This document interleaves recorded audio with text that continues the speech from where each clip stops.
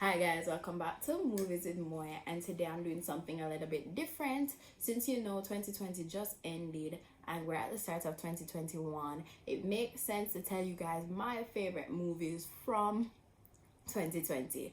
But it's not a top 10 list, it's actually a top 7 list because honestly I could not reach 10. Not because the movies weren't all that good, but to pick the ones I really liked, as well as the fact that I did a lot of rewatching this year, watching old movies, and because it was just a slow time for the film industry. Yeah, so we're doing a top 7 today. But before we get into the video, please remember to subscribe if you're new here, like, comment, and share if you like this video, and remember to follow me on Instagram at Movies with Moya. Okay, so first let me start with my number 7 pick. So my number 7 pick is Enola Holmes. Why? Because Enola was such a great feel-good movie. You see a little girl trying to, find her mother, and she goes on all these adventures and she defies, societal norm because it was set in a period where women didn't have much rights and roles, and she was just smashing all the barriers, and in the end she decides that she doesn't even want to, settle down with the guy that she likes because she has things to do, she has a life to live. So I don't know, I know a lot of people were bashing me for me putting this on my top 7 list, but I have to because it's a woman empowerment movie. It was so pleasant to watch, so beautiful to see the scenery, and I just don't have, like, it's not an excellent production, it's not a 9 out of 10, but I don't have any problems with it, and I think it was one of the better movies released in 2020, especially on Netflix. It was just really fun. It was a fun watch, especially at a time where we needed something fun to watch. Then number 6 is a different kind of genre of movie. So it was The Old Guard. So The Old Guard was my number 6 pick because it was a very interesting action sci-fi movie. It's one of those movies that leaves you wanting a part 2. It was pretty good. Netflix went off on this one. Like, honestly, Netflix movies, sometimes it's just not it, but it was very interesting, entertaining. I love the sci-fi aspect of it. It did not feel cringy at all. Everything was good about it. So Old Guard gets my number 6 pick. Then number 5 goes to I'm Thinking of Ending Things. Now if you watch my review, I thought that really rattled my brain. By the way, go watch my explained if you're still trying to figure out that movie. But yeah, it really did rattle my brain, and I was very skeptical about putting it on the list because I know a lot of people left with a headache.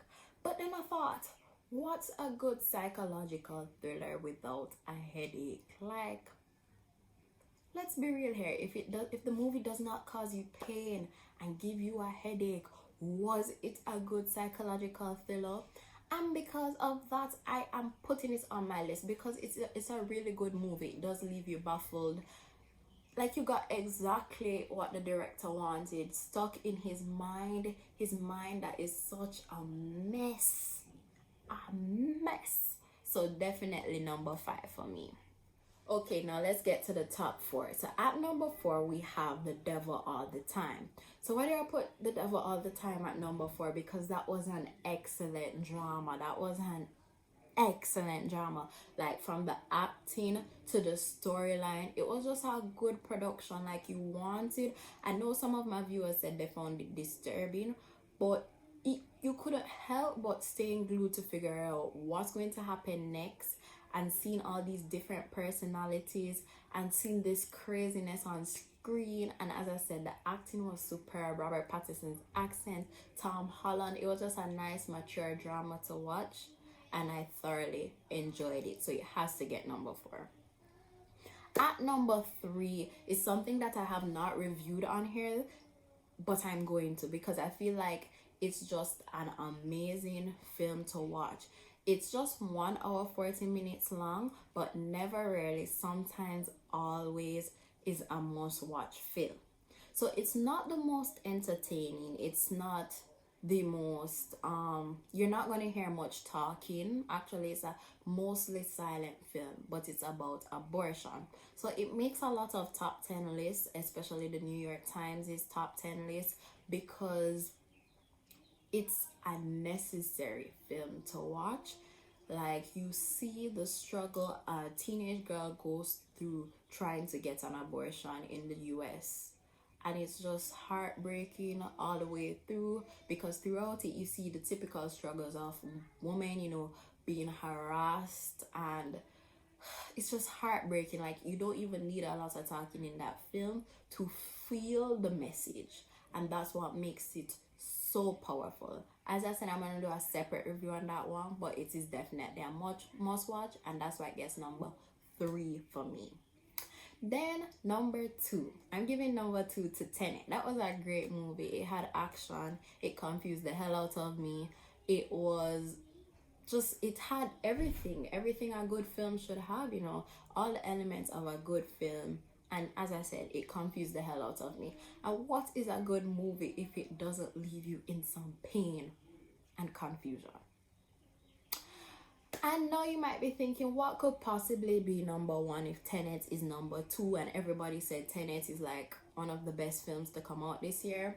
Number 1 for me goes to Soul. Let me tell you why I'm choosing Soul.